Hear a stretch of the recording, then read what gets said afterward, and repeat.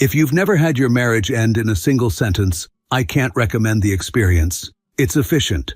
Like getting fired by email, but with more shared towels. It was a normal Tuesday. Not one of those cinematic nights where thunder growls, a wine glass shatters in slow motion, and somebody dramatically whispers, "Tell me the truth." No, this was a "what do we want for dinner" kind of night. I came home around 8:40 because adulthood is basically just paying bills and arriving places slightly tired. The apartment smelled like citrus cleaner and something else. Not perfume, not cologne, more like newness. Like a hotel room that wants you to believe nobody has ever sinned in it. My wife Elise was in the kitchen wearing that calm expression she reserved for two things: being asked what she wants for dinner, being asked where she was last night. She had a glass of water. Not wine, not because she didn't drink, she did, but water was her I'm in control beverage. "Hey," I said, setting my keys down, keeping my voice casual. "Hey," she replied, also casual, like we were two co-workers passing in a hallway. I leaned against the counter and looked at her the way you look at someone when you're trying to confirm they are, in fact, the person you married, and not a very polished substitute.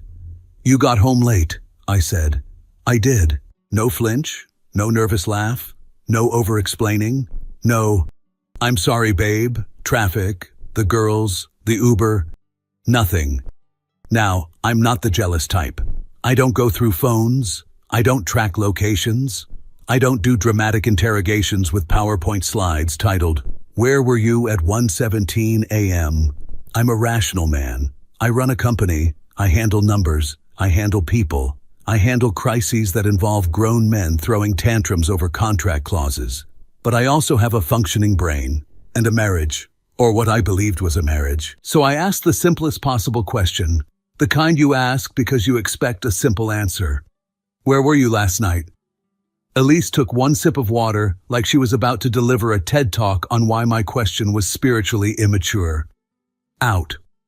I waited. The silence stretched. She didn't add anything, just stood there, relaxed, like out was a complete coordinate system.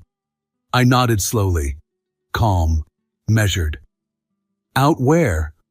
She looked at me with a mild curiosity, like she was watching a dog attempt calculus. "With friends." "Which friends?"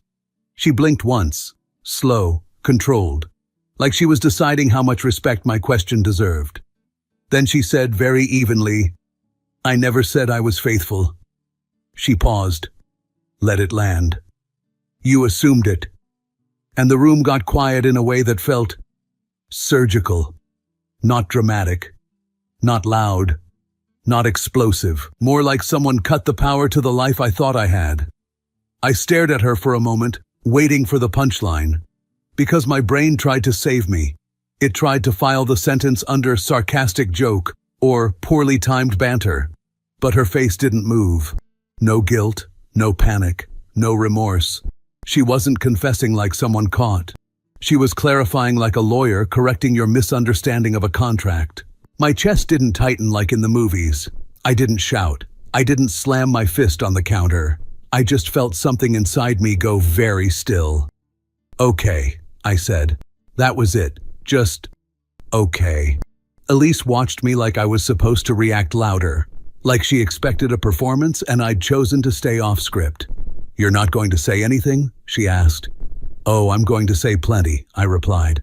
"I'm just letting my brain finish rebooting." She sighed, softly, almost disappointed. "I knew this conversation would go like this," she said. I laughed once, a short, humorless sound. Not because it was funny, but because she said it like I was the problem for having the audacity to live in reality. "Elise," I said, still calm, "you realize what you just said sounds insane, right?" She tilted her head, not defensive, not offended, just patronizingly patient.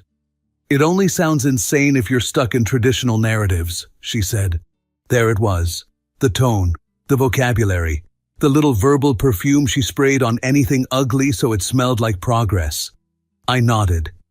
"Traditional narratives," I repeated. "Okay, let me make sure I've got this. I pointed lightly toward her, not accusing, more like outlining terms on a whiteboard. We've been married for years. Yes. We share a home. Yes. We share bills. Yes. We share a bed. She didn't answer immediately, not because she was shy, because she was calculating. Finally, she said, "We share a space." I blinked. "That's impressive," I admitted. "That's the most sterile way I've ever heard someone describe a bed." She ignored that. "And now," I continued, "you're telling me you were out last night, late. And when I ask where you were, you respond with, 'I never said I was faithful,' like I asked you about your favorite pizza topping." Her eyes narrowed slightly, but her voice stayed calm. "You're framing it emotionally," she said. "Yes," I replied, "because I'm a human being, not a spreadsheet." Elise set her glass down carefully, like the conversation required neatness. "I never lied to you," she said. I smiled, not warmly, more like the kind of smile you give someone who says something technically true but morally rotten. "You're going to do that thing," I said. "What thing?"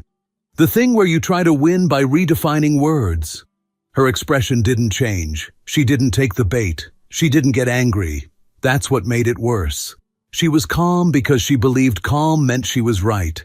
"I'm not redefining anything," she said. "I'm clarifying. You assumed exclusivity. You assumed fidelity. Those were your expectations." "I assumed you were my wife," I said.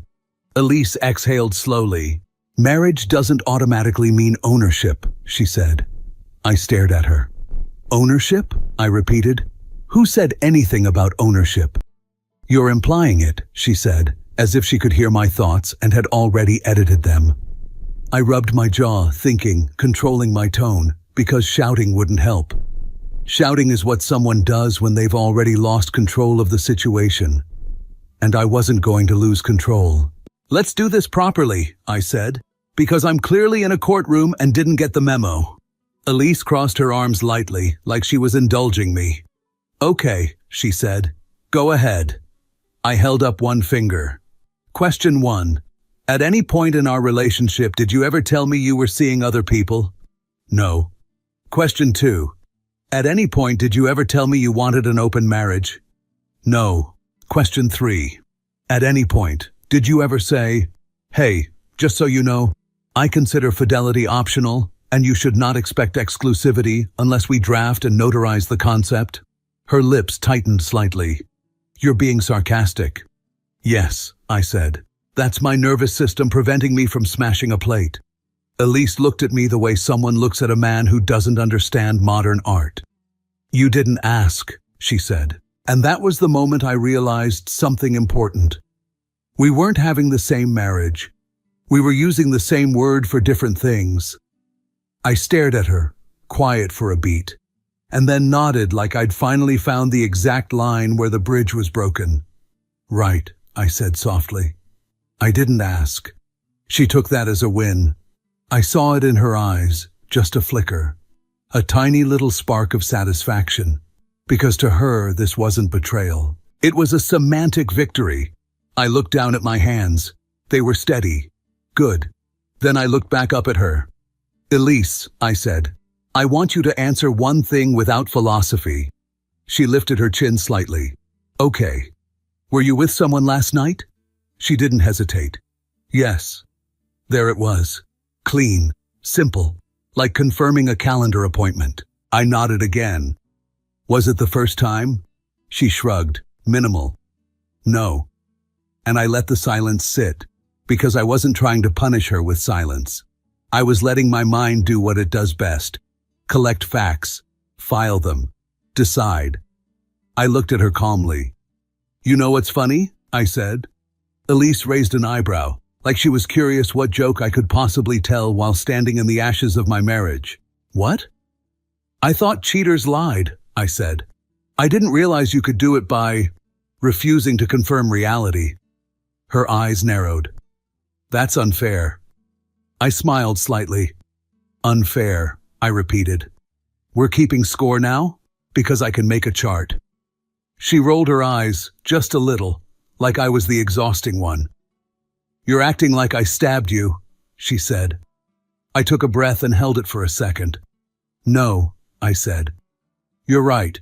I leaned forward slightly, voice still controlled. "You didn't stab me. You just watched me build a life with you while you quietly kept the exit door open." Elise opened her mouth to respond, and I raised my hand gently. "Not yet," I said. "I'm still listening." She looked irritated now, not guilty. Irritated. Because I wasn't collapsing. I wasn't begging. I wasn't doing the role she expected. Shocked husband, wounded ego, desperate negotiation. I was calm. And calm is terrifying to someone who relies on you reacting. I picked up my keys again, not to leave, yet. Just to have something solid in my hand. Then I said the next question, the one that mattered. "How long have you been living like this?" Elise looked at me, water glass calm, and said, "As long as I needed to." People always ask how long we were together, like there's a number where betrayal suddenly becomes more dramatic. Long enough to share furniture opinions, long enough to argue about light temperatures, long enough that we stopped introducing each other and just said, "This is us." Years. Married for most of them. Nothing extravagant. No fairy tale proposal on a cliff at sunset. I asked. She said yes. We signed papers. We merged calendars. We learned which fights were worth having and which ones were better postponed until after food. Normal things. Adult things. And here's the part that really messes with your head later. We never had a monogamy talk. Not because we avoided it, because I didn't think it needed one. We never sat across from each other and said, "Just to confirm, you're not planning on sleeping with other people, right?" Because that would have felt insane. We never signed a contract that said Article 3:1, no strangers in the bed. We lived like it was understood. I didn't marry her because she promised exclusivity in a PowerPoint presentation.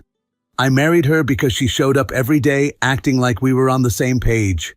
Turns out, we were just reading different books with the same cover. Looking back now, I can see the cracks. Of course I can.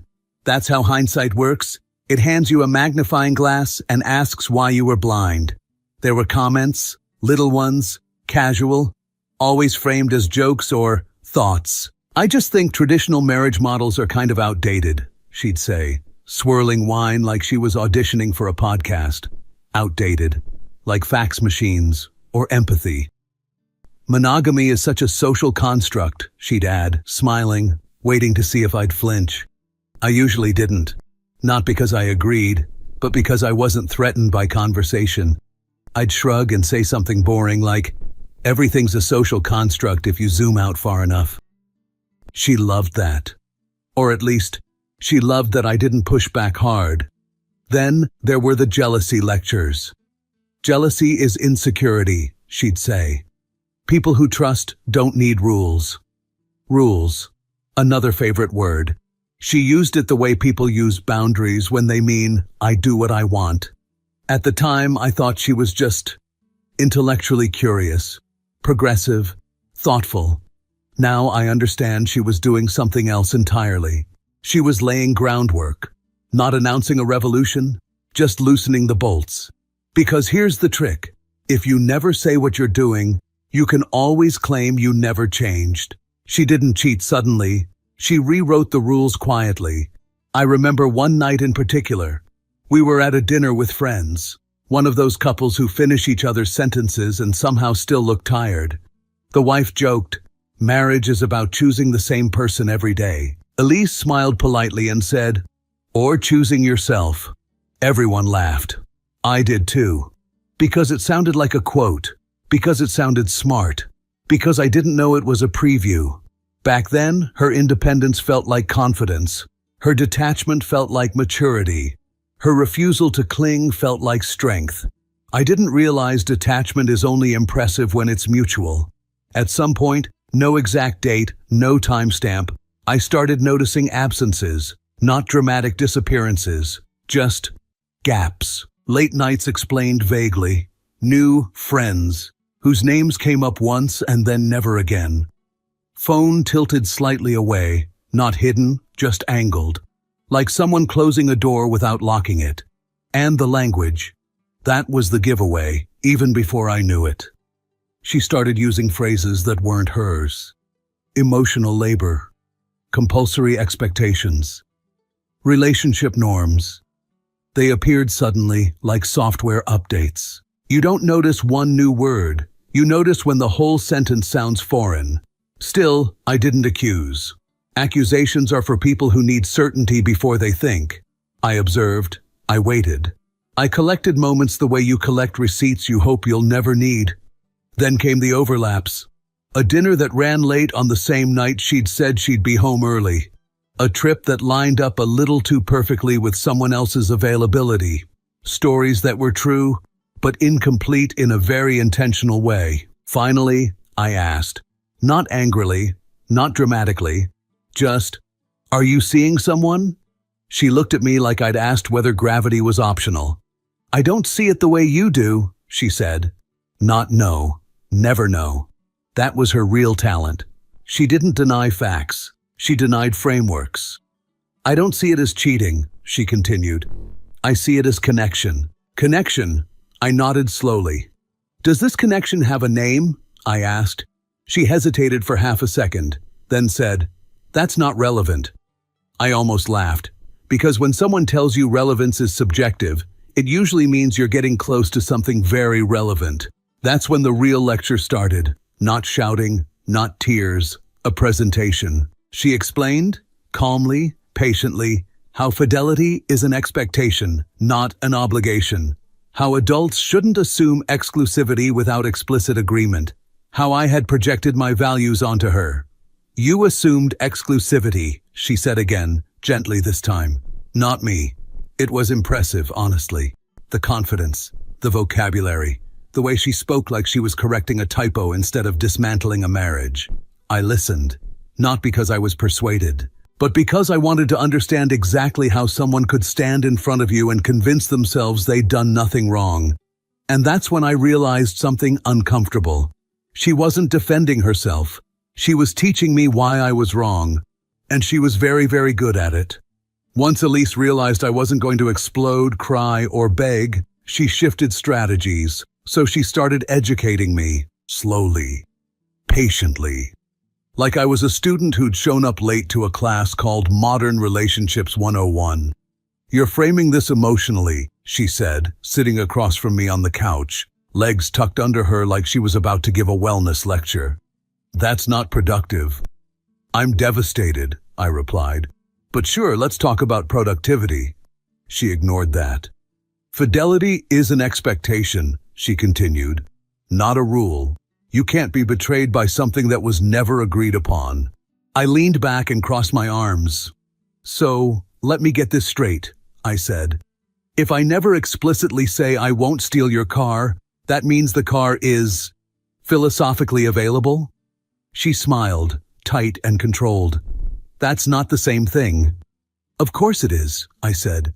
"Cars, vows, both are assets. One's just more emotional." She sighed, not frustrated, disappointed, like I was missing the point on purpose. "You're oversimplifying," she said. "And you're overcomplicating," I replied, which is usually how people hide. That earned me a look. Sharp, brief. Then she reset. "I never lied to you," she said carefully.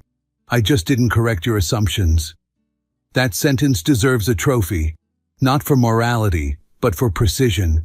It was technically flawless, ethically hollow.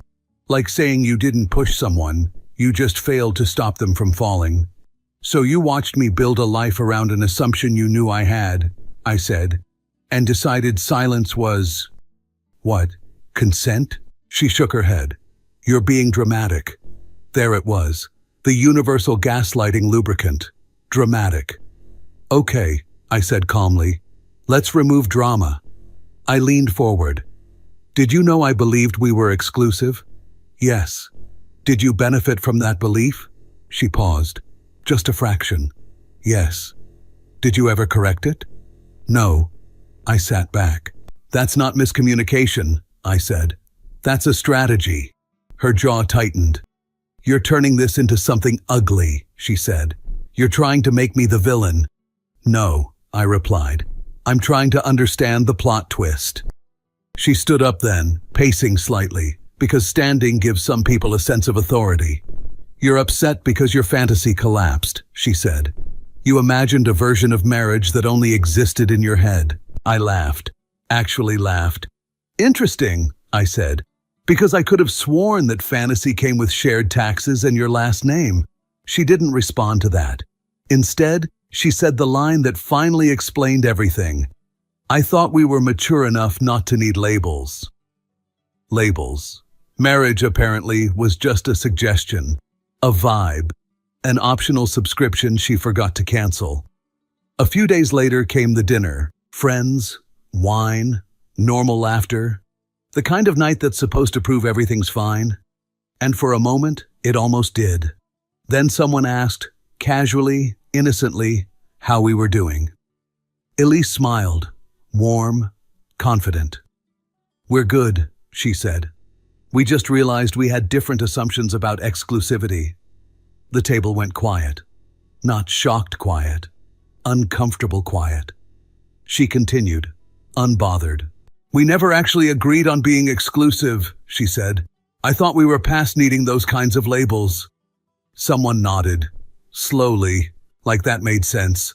Someone else avoided my eyes. I felt something cold settle in my chest. Not pain, not anger, clarity. This wasn't just between us anymore. She wasn't just living her version of reality.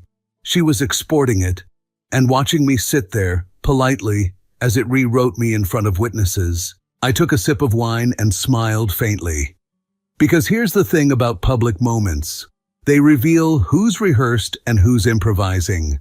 I didn't argue, didn't defend, didn't explain. I just realized something quietly, sitting there among friends who suddenly weren't sure what side of history they were on. I wasn't betrayed. I was bypassed. And once you understand that, there's nothing left to fight over. There's only one thing left to decide. After the dinner, Elise stopped explaining. She started accusing.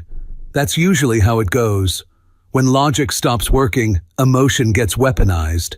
She didn't yell, didn't cry, didn't throw things.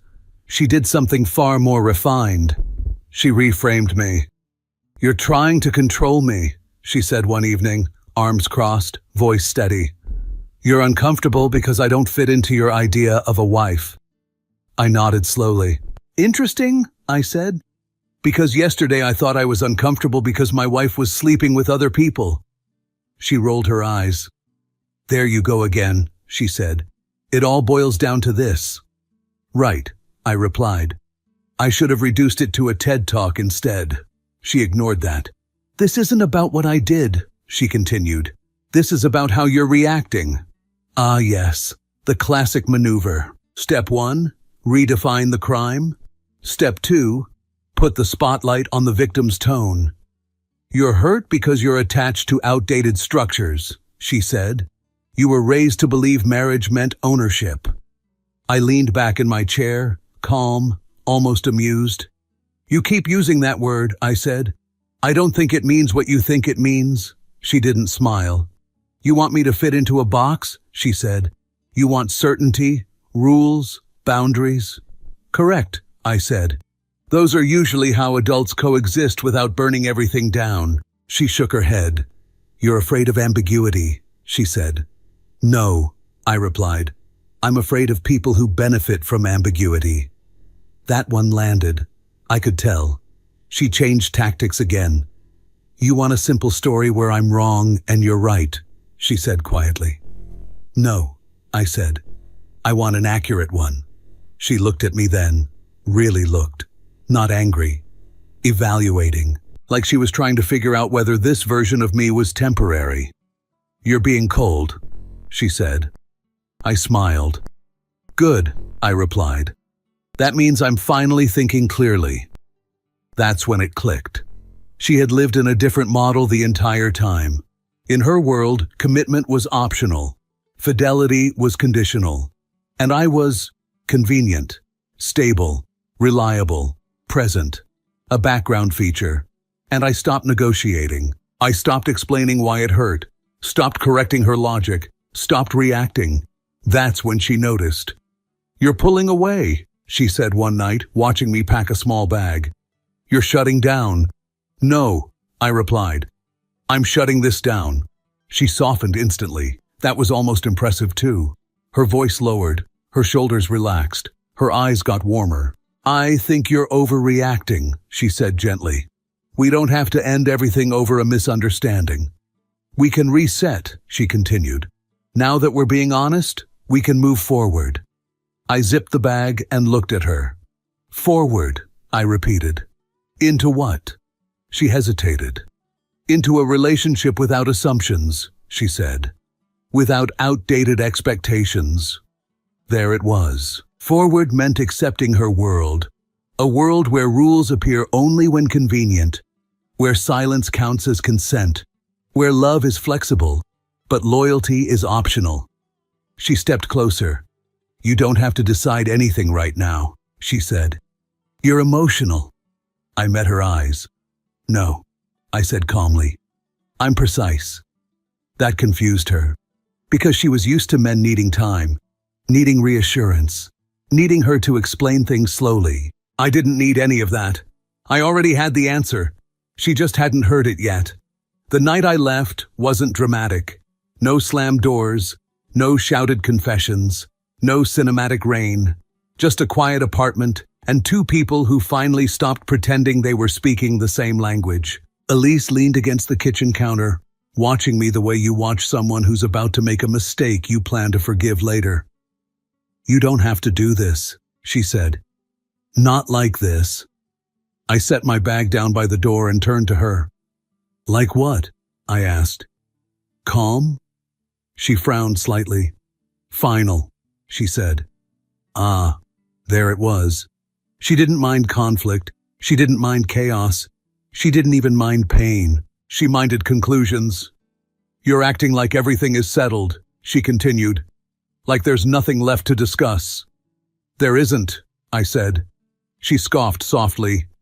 "You're walking away because you don't like ambiguity," she said. "You need control."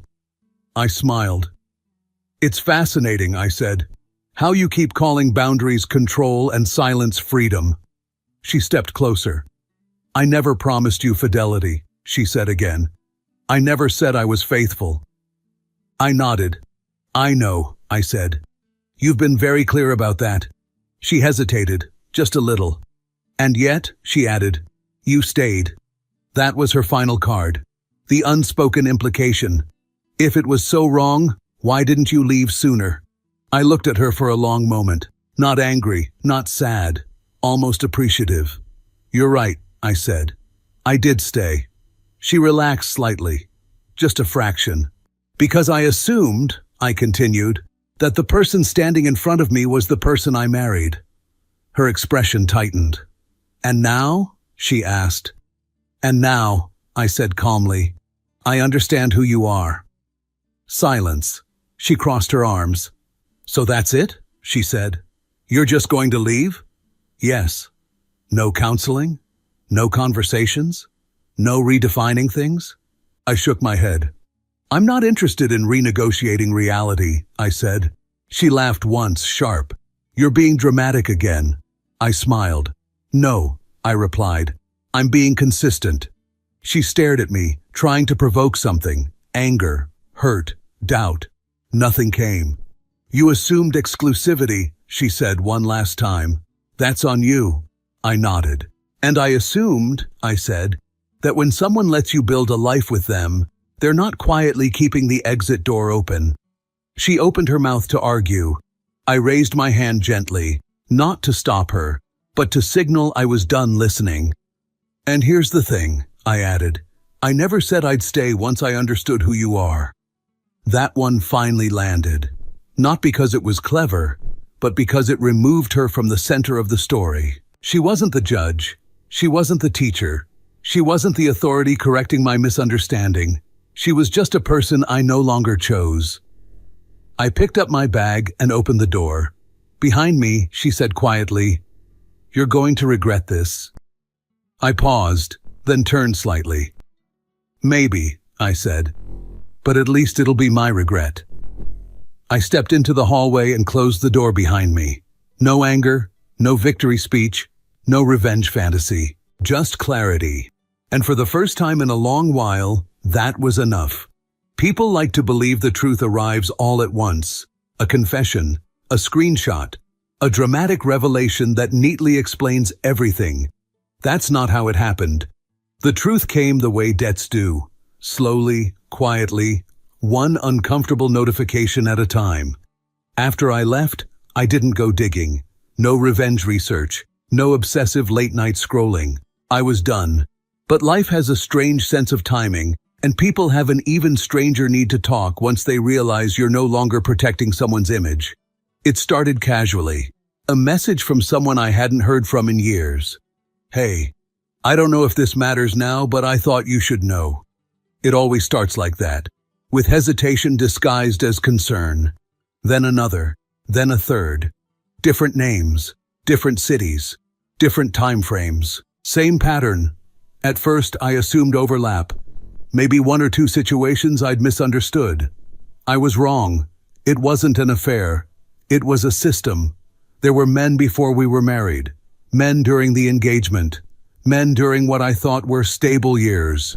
Some brief, some recurring, some apparently meaningful enough to earn philosophies and justifications. What shocked me wasn't the number. It was the consistency. She hadn't been reckless. She hadn't been impulsive. She had been organized, careful with timelines, careful with stories, careful with which version of herself she presented to whom. I realized something uncomfortable then. I hadn't been blind. I'd been selectively edited. Every relationship she had lived in its own sealed compartment, complete with language tailored to neutralize guilt. To one man, she was exploring. To another, she was misunderstood. To me, she was committed, as long as I didn't ask too many questions. That's when it hit me. The gaslighting wasn't a reaction to being caught. It was the architecture. She hadn't panicked when I confronted her because she'd been practicing that conversation for years, just with different faces. I sat with that realization longer than I expected. Not angry, not even bitter. Just stunned by how wrong I'd been about one very important thing. I didn't misjudge her actions. I misjudged her capacity. I'd assumed deception took effort. That lying required stress. That living multiple truths was exhausting. For her, it wasn't. It was fluent. And the hardest part to accept wasn't that she'd done it. It was that I'd chosen her. That I'd trusted my own judgment so completely. And been so wrong. I used to think the most dangerous people were the ones who broke rules loudly. Now I know better. The most dangerous ones are the ones who never agree to rules at all, and let you believe they did. I don't hate her. Hate requires emotional investment, and I've already divested. What I feel instead is something colder, and strangely cleaner. Respect for clarity. I didn't lose a faithful wife. I lost an illusion that lasted longer than it deserved. And the irony? The moment she said, "You assumed exclusivity," she wasn't revealing her truth. She was revealing mine. And once you see that clearly, there's nothing left to argue about. The divorce itself was surprisingly simple. No dramatic hearings, no speeches about working it out. Just signatures, dates, and a quiet confirmation that the only thing we truly shared was a mistake we were now legally undoing. She framed it as an evolution. I framed it as paperwork, catching up with reality. If you felt this story hit hard, drop a like, subscribe for more, and share your thoughts in the comments. Your support keeps Steelheart beating.